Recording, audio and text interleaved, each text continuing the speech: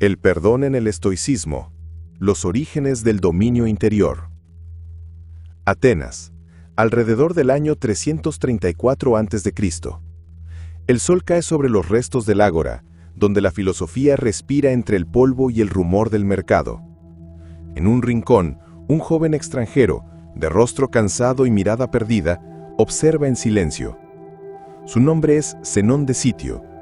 Su viaje comienza en el naufragio de una vida y terminará fundando una escuela que cambiará la forma en que entendemos el perdón, la razón y el alma humana.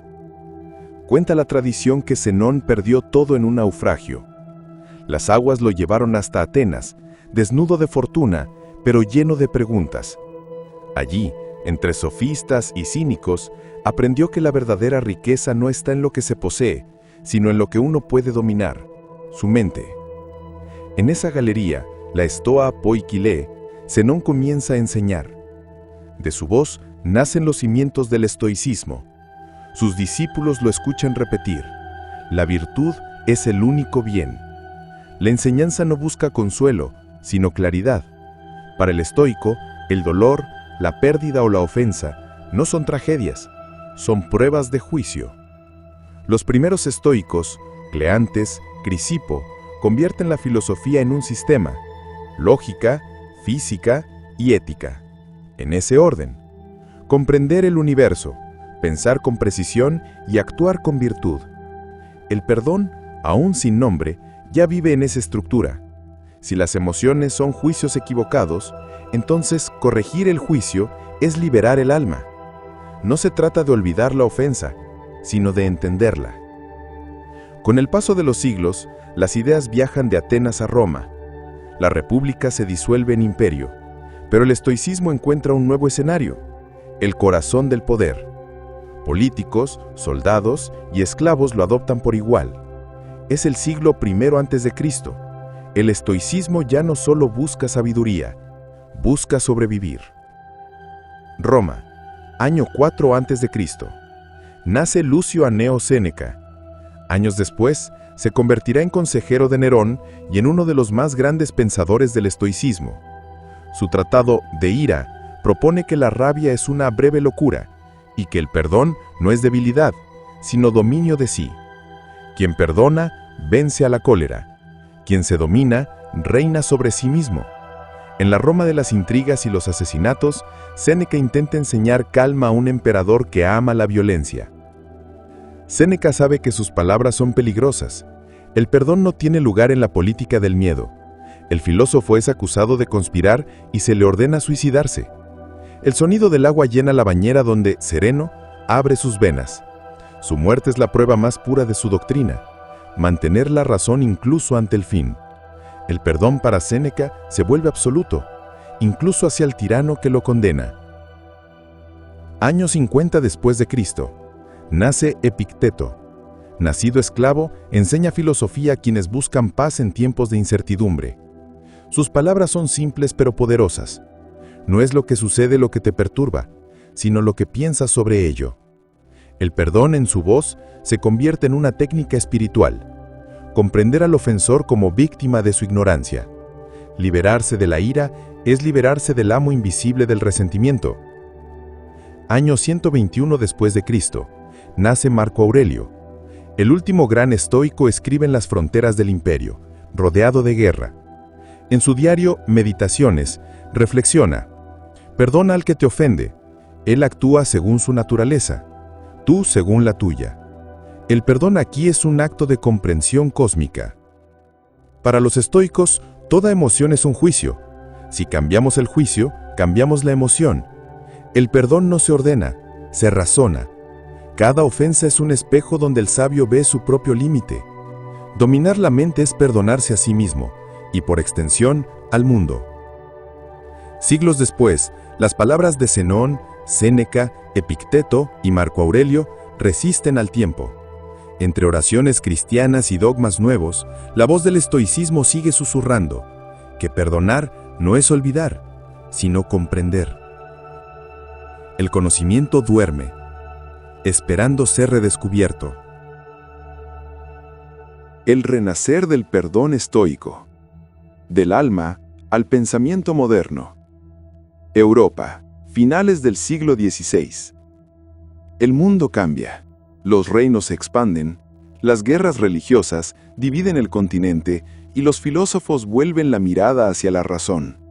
Entre manuscritos polvorientos y bibliotecas secretas, el espíritu del estoicismo despierta de nuevo.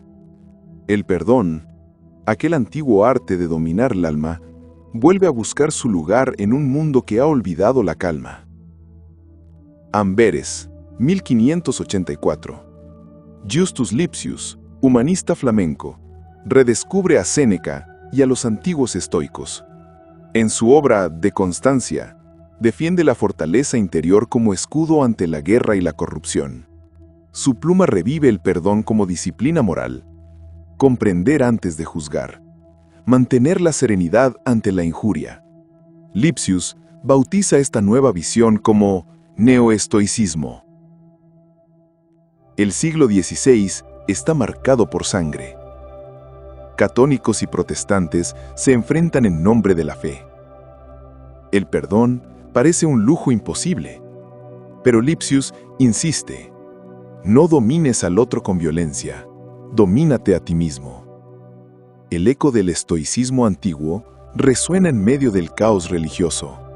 El perdón, una vez más, se convierte en resistencia. En Francia, otro espíritu inquieto recoge la herencia estoica. Montaigne, en sus ensayos, adopta la introspección y la autoobservación del sabio. En lugar de condenar los errores, los comprende. El perdón se vuelve autoconocimiento.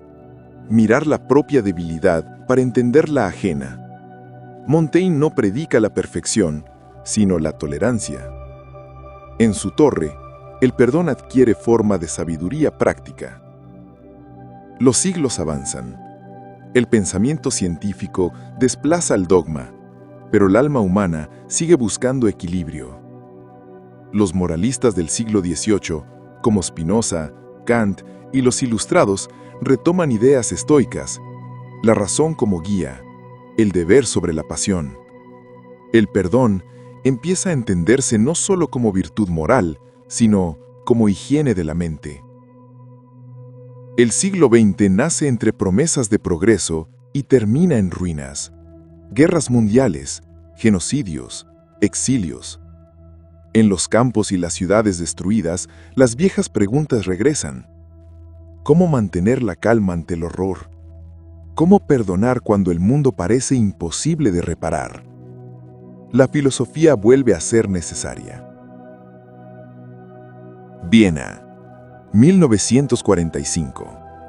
Viktor Frankl, psiquiatra y sobreviviente del Holocausto, formula la logoterapia, el sentido como antídoto al sufrimiento. Sin llamarse estoico, su pensamiento revive la antigua lección de Epicteto. No elegimos lo que nos sucede, sino cómo respondemos. Frankl, frente al odio, elige el perdón como afirmación de libertad interior. Década de 1950. El psicólogo Ellis crea la terapia racional emotiva conductual. Su principio central parece extraído de Epicteto. No son los hechos lo que nos alteran, sino lo que pensamos sobre ellos.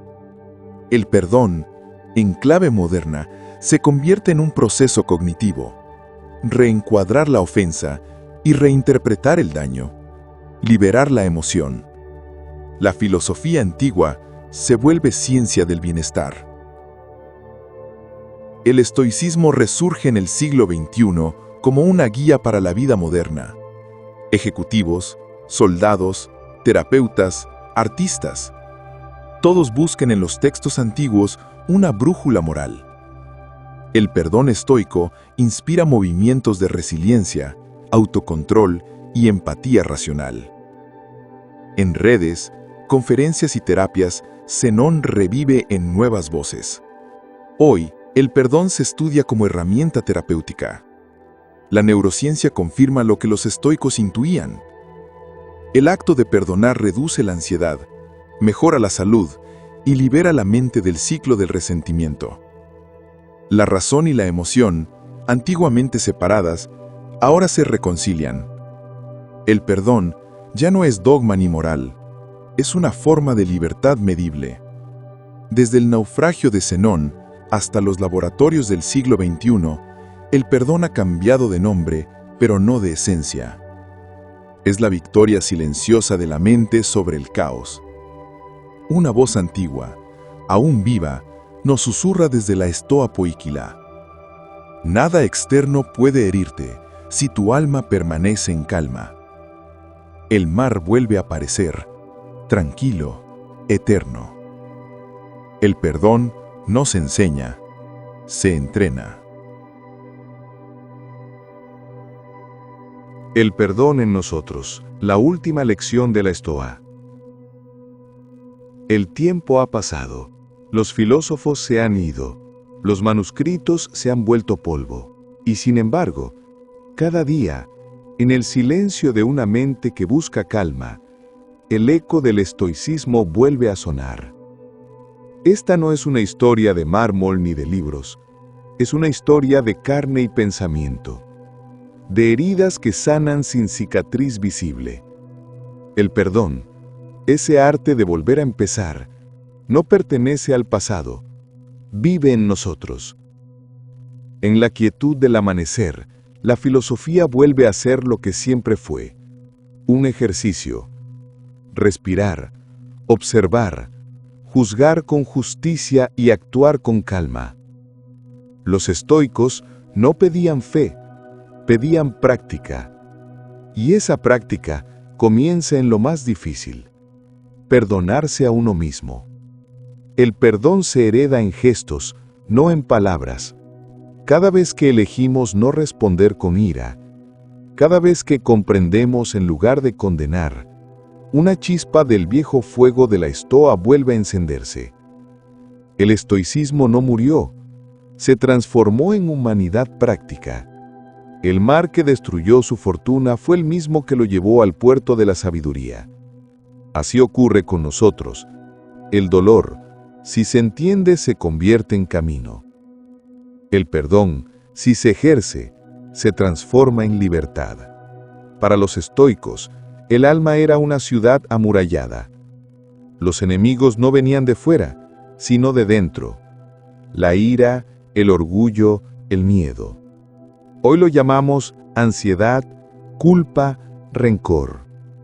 Pero la medicina sigue siendo la misma.